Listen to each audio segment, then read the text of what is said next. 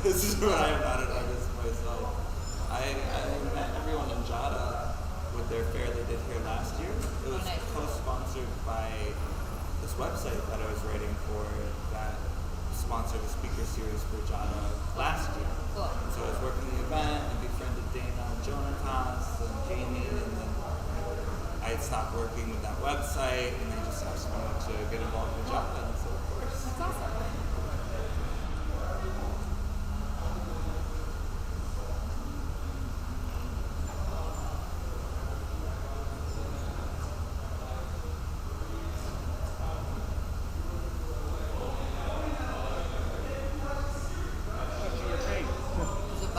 I can't hear you guys. I don't know if something changed. Well, we're not saying anything right now. Can you hear us now? Yeah, I can hear you. Oh, you're back. We're muting us because there's this little intro video that's about to play.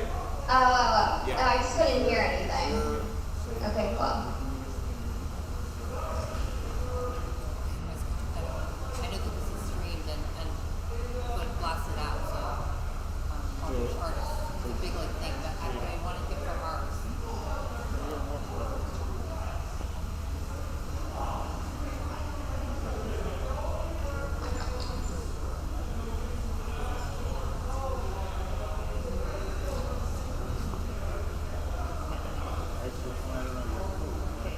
Oh, yeah.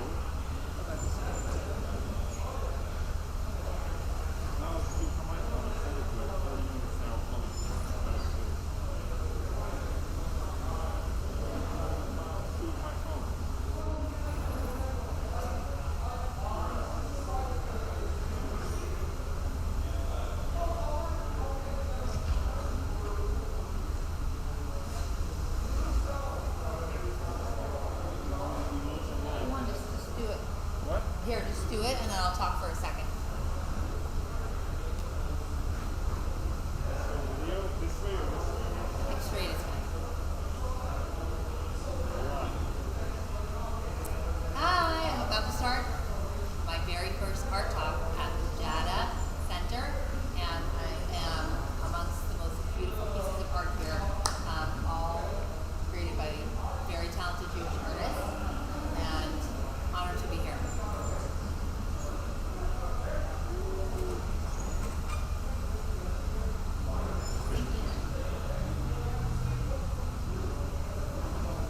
We could do art events in our center. So great.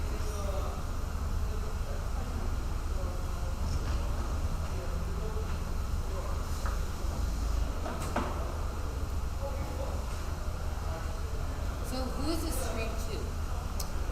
Stream to Jada's Twitch, Facebook, and YouTube channels. And also the Jada TV website.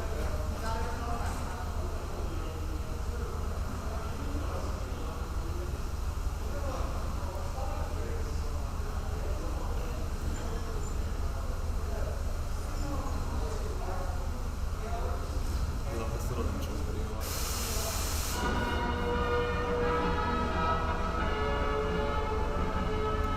Oh, you made it back, Shirley. Nice to see you. And we're getting a picture on the TV. Yeah, that's it.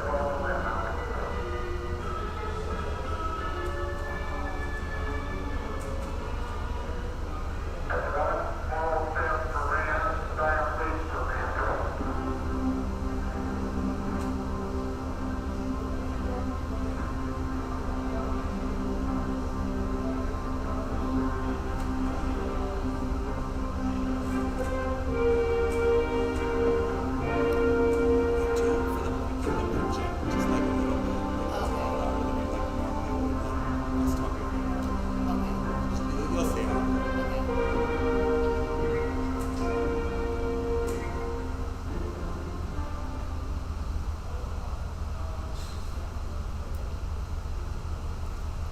Hello, and welcome to everyone in person and online to the next installment in our JadaTalks speaker series. Today we are going to be talking about the circuit of culture, art's influence on fashion and design. The Circuit of Culture describes how concepts are initially presented to the world artistically via creators and then disseminated into the world of consumer goods. These spheres of influence from the art world most notably leave their mark on fashion and design trends. Whether it is color schemes or prints, design and art continue to dance together beautifully for the enjoyment of all. I today am joined virtually by Bathsheba Hart. Bathsheba Hart is a New York-based accessories designer and lifestyle blogger. She is a frequent world traveler with a fun and vibrant aesthetic. She runs a blog called Sunnies and Sangria. As a graduate of FIT, Bathsheba has worked as a content creator and a brand ambassador for many companies, including Almay, Supergoop, and Princess Polly. And I am joined in person by Haya Krinsky.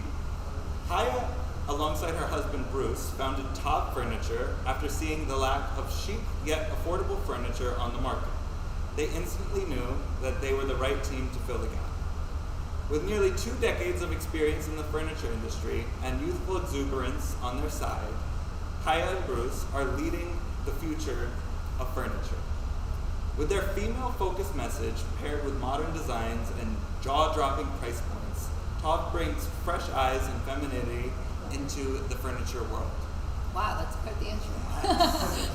Haya, Bathsheba, thank you guys both for joining us. This is so cool. We have this hybrid, virtual, and in-person experience. So Amazing. we have a little audience here, social distance. Everyone's wearing masks, of course, and we're kind of 6 feet apart, right? We are. Someone get the tape measure, right? You have to talk really loud. And Bathsheba's joining us. So let's get into it. I want to start the conversation off with color.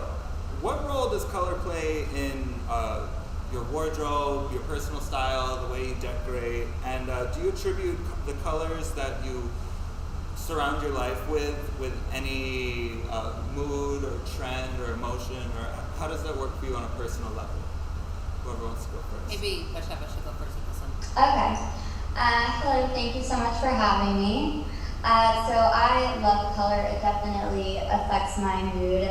I do tend to go towards more colorful looks, floral dresses in the summer, pastel palettes. In the winter, I'm much more neutral, but I always like to have a statement color coat. I have this light blue faux fur coat that I have that whenever I wear it, my husband says I look like a giant cotton candy, but I absolutely love it, and it makes me smile every single time I wear it. And if it's gloomy outside in New York, which it is very often, in the winter months, I'll put on a bright sweater, and that will instantly boost my mood. Especially in the fashion world, there's always different trending colors every single season. This season, brown is huge, and if you would have asked me 2 years ago if I would ever wear something brown, I would say absolutely not. But now it's everywhere, and I really love it, and I have a lot of pieces in my wardrobe now. So I think color is definitely influenced by what's going on in the outside world, and it will 100% change my personal mood and how I'm feeling about myself. Yeah. So I'm going to, I guess, direct this question in regards to what I do, which is create furniture. And while I'm also a huge fashion lover, I absolutely love clothing. That's my second passion. I love anything that, comes off the runway. Creating pieces with color is the number one, I guess you can say, job that Top has in our industry. We're known as the company that has the loudest color, the most feminine color. So creating furniture with color is of the utmost importance, and I absolutely love it. I'm a huge pink fan, so those that know our brand know that we are always going to have like the latest pink colors in all of our pieces. What's funny is that when you were saying that you love brown, Bathsheba, I'm also a person that would never be caught dead wearing or creating a piece that was brown. And what happened was, because of this whole minimalistic kind of, boucle brown feel that is coming off the runway and in home furniture, I kind of started to see that I was finding myself loving brown, which was very strange, to the point where now we're here living in Miami now, and it's time for us to have sofas in our own house. And I picked a velvet for my own home that's brown. And again, like Wow. our pitch 2 years ago when we were talking to stores, we were always like, well, we're the not brown brand. Every other brand is brown. So now we're like having to, switch gears, but doing things with color and color is fun and it's relevant. So, why take the fun out of things? Color's everything. I almost wore brown today, as a matter of fact. Yeah. So this next question is maybe geared a bit more towards Haya, but as an entrepreneur yourself, Batsheva, maybe you could relate to this. Prior to the pandemic, one of the most important aspects of getting people to envision a piece of furniture coming into their lives was an immersive retail experience. Yeah. In what ways have you re-strategized your marketing efforts since the onset of the pandemic? Because immersive retail experiences, it's a little hard to do. Yeah, that's a really good question. Again, this is something that we had to really think about. We were doing immersive showrooms right before the pandemic. We were, on a mission to open as many as possible, and our goal was to have consumers come into our store, into our pop-ups, and be able to engage with not only the furniture, but with like different cool backgrounds, different art pieces, different fun like swings. And what happened was that the pandemic hit, and then we were scrambling with the big question of now what?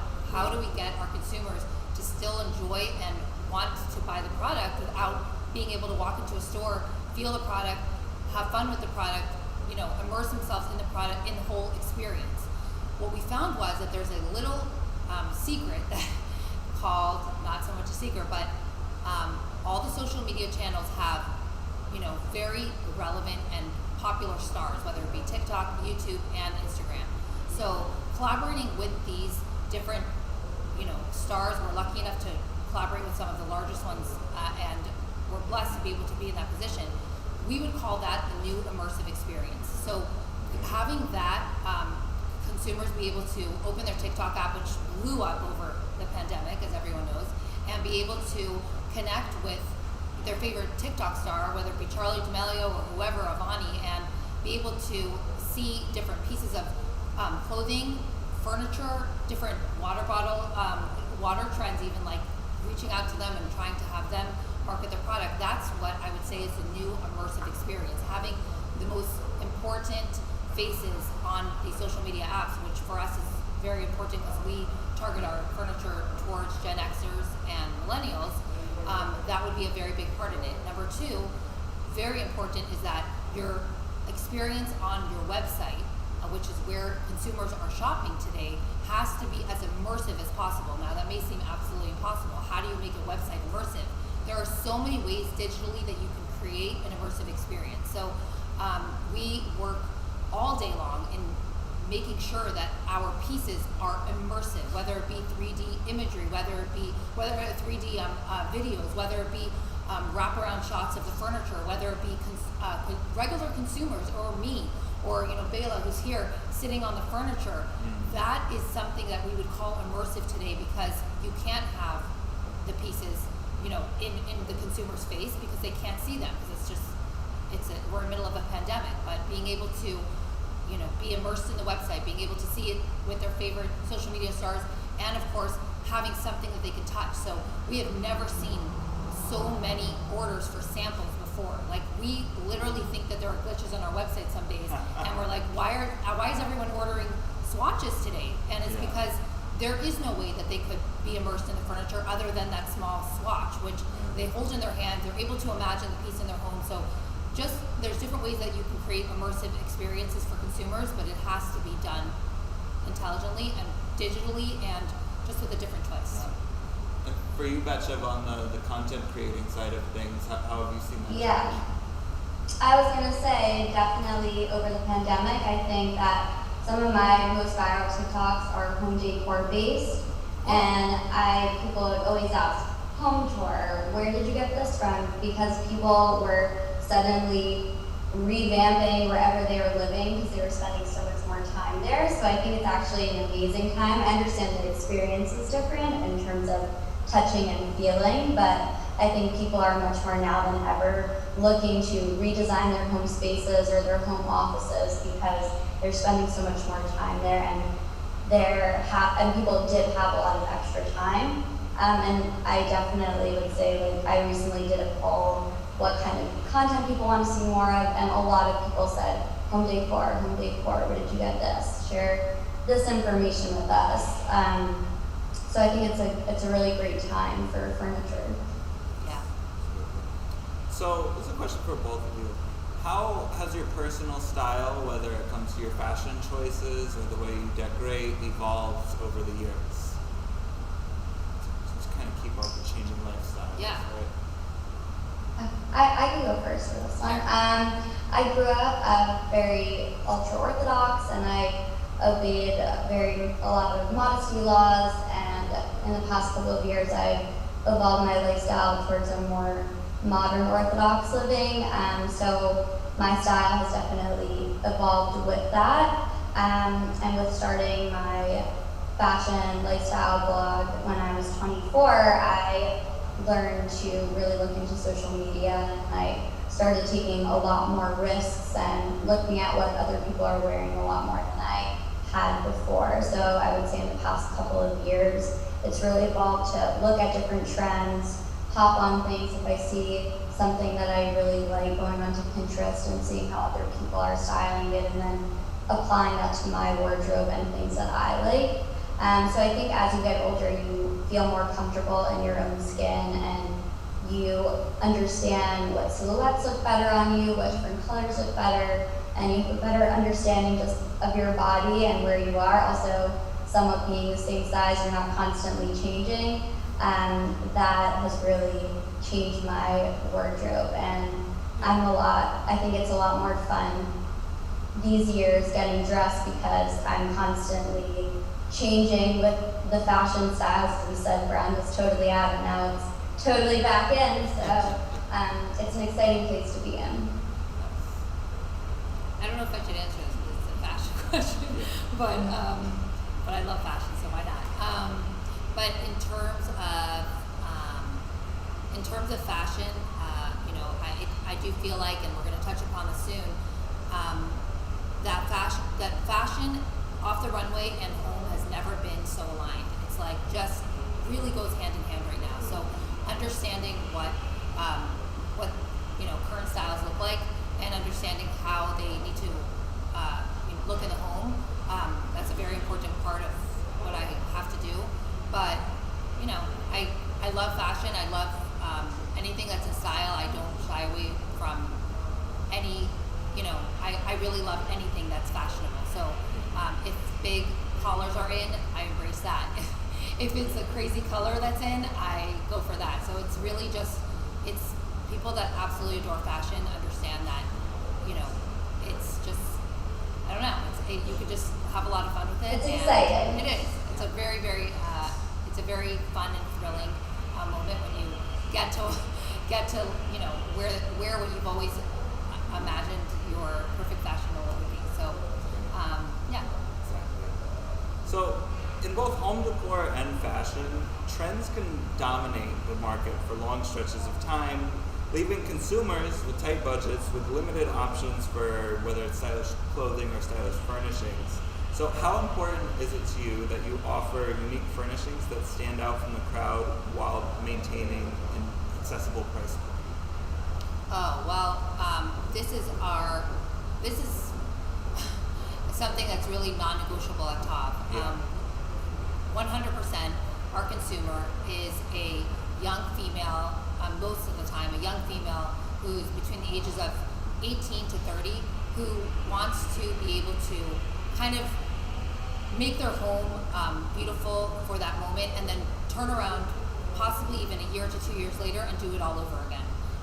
We create pieces that are very fun and super, super stylish. So the pieces have to be affordable. And when I say affordable, we don't even look like a lot of companies, they comp their pieces against midline furniture companies. We always try to think about that girl at the end of the, I guess you could say, road, buying the piece, who is dying for that beautiful chair and only has $200 in her bank account to spend. And that if she wants to splurge on the piece, I mean, that would be a dream. But having a piece that she feels comfortable buying and being able to afford it, and having an absolutely amazing outcome of just like love for the piece, that's our goal at top.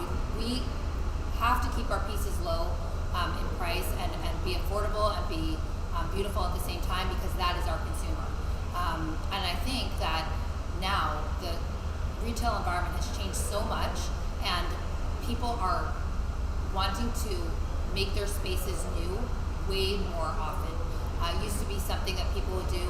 I know, like Bruce and my parents, they decorated their home once every 20 years. It was something like the big remodel. The designer would come in and they would have all their, their pieces ready to go, and it was like the big remodel for a few weeks, and we're remodeling our home. That whole era of, remodeling the home, of course people do it, but it is so much more common now, because switching your pieces, or whether even a sofa, switching over your furniture pieces should be easy. It should be something that is, shouldn't break the bank. So that's our goal, and making sure that the pieces are affordable. I mean, it takes a lot of work to be able to make sure that the piece is beautiful, comfortable, easy to assemble. The consumer won't have any trouble with it, and it will last for as long as the consumer needs it to last. It takes a lot of work and a lot of brain power and a lot of teamwork. However, it is our absolute number one goal at TAV, making sure that the pieces remain affordable. Even through the pandemic, even through the trade war, even through all of these price hikes going on now, that's our goal, because we want our consumers to be able to afford the furniture and not have to stress over buying it. It's very admirable. What about you, Batsheva? Is that something you take into consideration with your business? Yes, definitely thinking about different price points. My demographic is very similar, so I'm always promoting mostly affordable clothing options and occasionally sharing an investment bag or a pair of shoes that you'll have for a long time. But when it comes to clothing, sticking to an affordable budget, because I know that people who follow me aren't going to spend over probably $150 on a piece of clothing, because that's not on their budget. So being very mindful, especially when working with different brands. I won't work with something that I myself can't afford, because I know that people who are following me, it's out of their budget. Well, I'm not the right person, and it wouldn't be the right fit for me to work with a brand that's very high luxury, unless it's something that would be an investment piece for them. You two should work together. Yeah, no, I do think that, just to expand on things, I think that now it's an important conversation for fellow home industry companies to have, is that consumers today, they really, really understand how to shop. They're smart shoppers. They know how to walk into a store, ask the right questions. I guess in my case, it's sit on the furniture and then turn right around and in their car, click the right side of their Apple, phone, and purchase a piece somewhere else. It is a very, very fast process. It's something that I do like on a daily basis. I walk into stores pre-pandemic and see something I love, and then find it online at very discounted rates. So I think that companies need to realize that consumers are smart. They know how to find product, and they're okay with finding lookalikes. Like back many years prior to what I was doing, I only started, not recently, but I started a couple years back with this, and people were very stuck on having that Gucci bag only, or those Fendi shoes only. And now I think consumers and girls that are very fashionable and always look amazing are okay with having high lows. So they'll spend on one thing of their wardrobe. So they'll spend on like the beautiful Jimmy Choos, and then the rest of their outfit, head to toe, will be from Zara, from H&M. The same goes for home. Consumers, they will possibly spend on one thing of their home, so they'll pick that one, I guess you can say, star piece, and usually it's a big item that's important to them. Dining tables, beds, sofa, and everything else they'll be able to get, they shop around and find at an affordable price. So if stores do not keep up with this and understand that consumers are super smart and they will shop around and find lookalikes or cheaper pieces than you're offering, I feel like companies are going to die. So this is just something that this is just how the retail You have to environment respect is. the intelligence of the consumer. Oh, yeah. I remember I used to work in retail many moons ago, the home department at Neiman Marcus. Awesome! And people would come in and they already knew what we had in stock, they already knew what they wanted, they just show it to me so I could see it, and if you don't have what they want, they're gonna buy it online somewhere else. Oh yeah. So yeah, you have to just, I think especially if you're working a retail setting, it's more so being accommodating than it is being like a thought leader for them. People aren't coming in just blindly not knowing what they want. Oh yeah. Oh yeah. People know what they want. And it really gives me no greater joy when I hear customers say, "Oh my God, I'm obsessed with my chair and I paid $89 for it." I feel so excited to be able to be offering that to them. Like, I love furniture as much as they love furniture. It's like my favorite thing in the world. And when consumers are able to buy the piece and be able to say, I'm not out all my spending money for this week, that's, I don't know, I just think it's a very, very important part of how the home furnishing market is right now. So, Basheva, at what age did you first develop an interest in fashion, and who were some of your earliest fashion icons?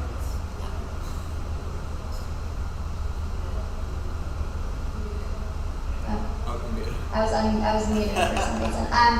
To be very honest, I didn't really start getting into fashion until I started my social media page when I was 24. I was always into style and I loved getting dressed and things like that, but I didn't really look for inspiration and wasn't in the know until I started being on social media and posting every single day and really feeling like I wanted to get in on the different fashion trends.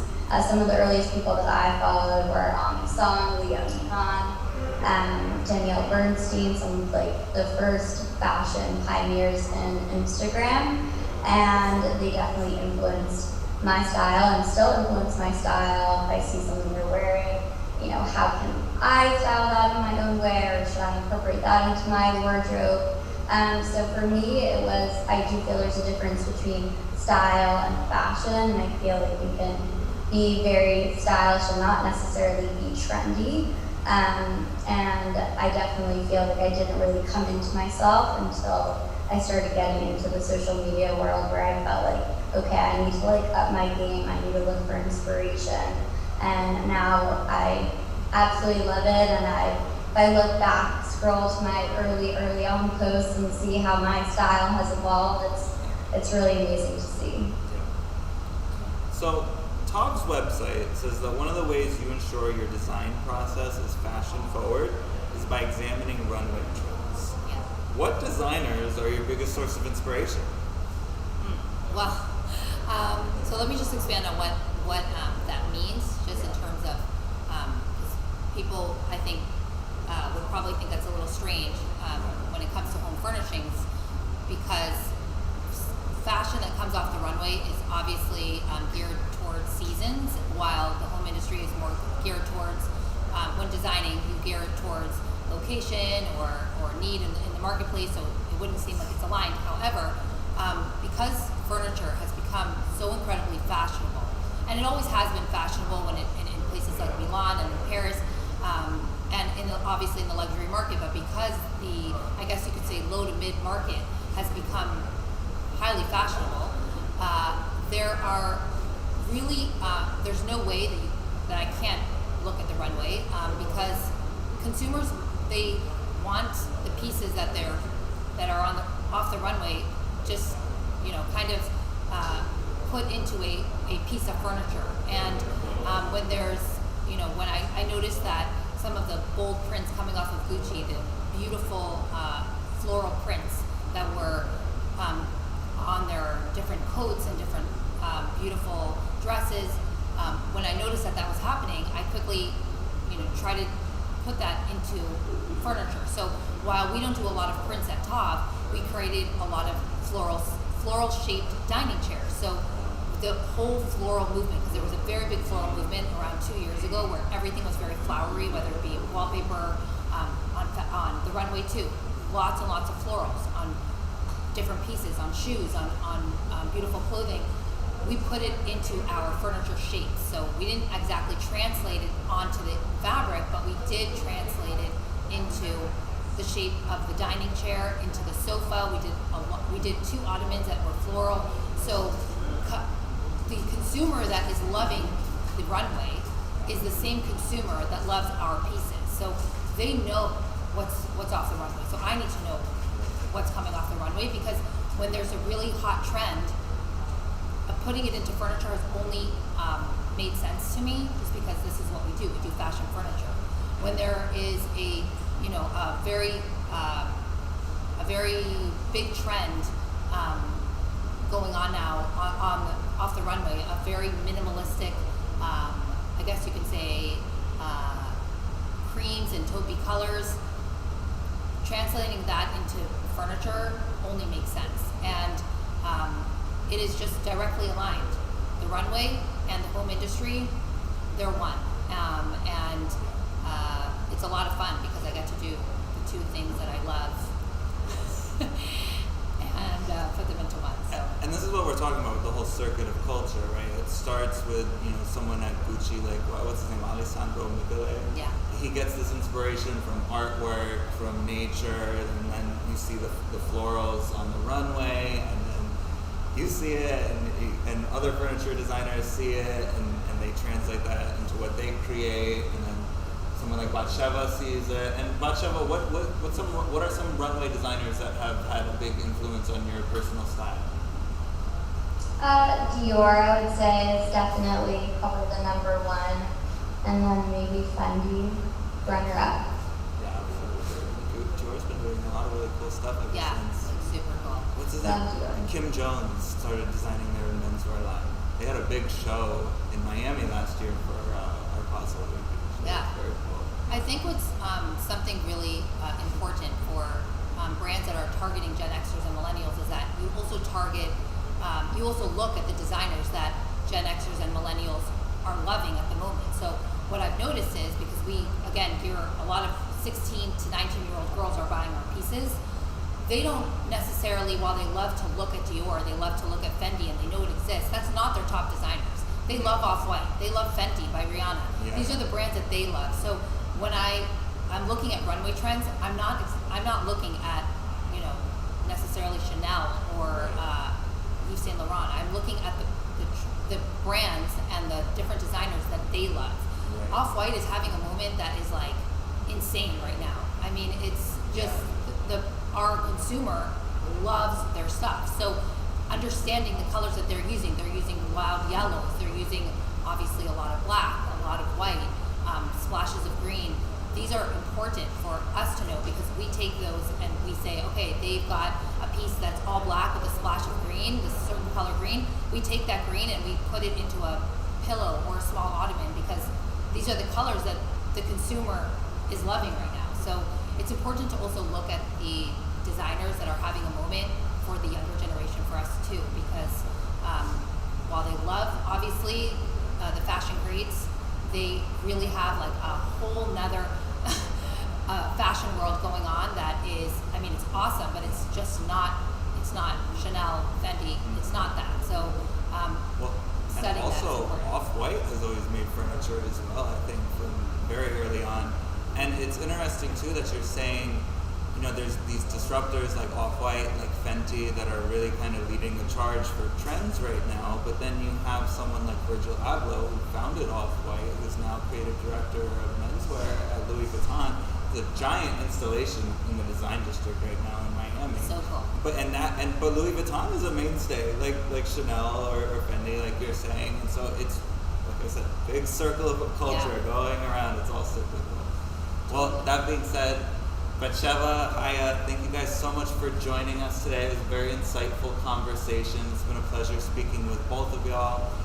Everyone watching online, be sure to tune in to JadaArtFair.com to check out the rest of the programming we have planned for the weekend. And have a nice evening, everyone. Have a nice Bye. evening. Thank you. Bye. Bye, Batsheva.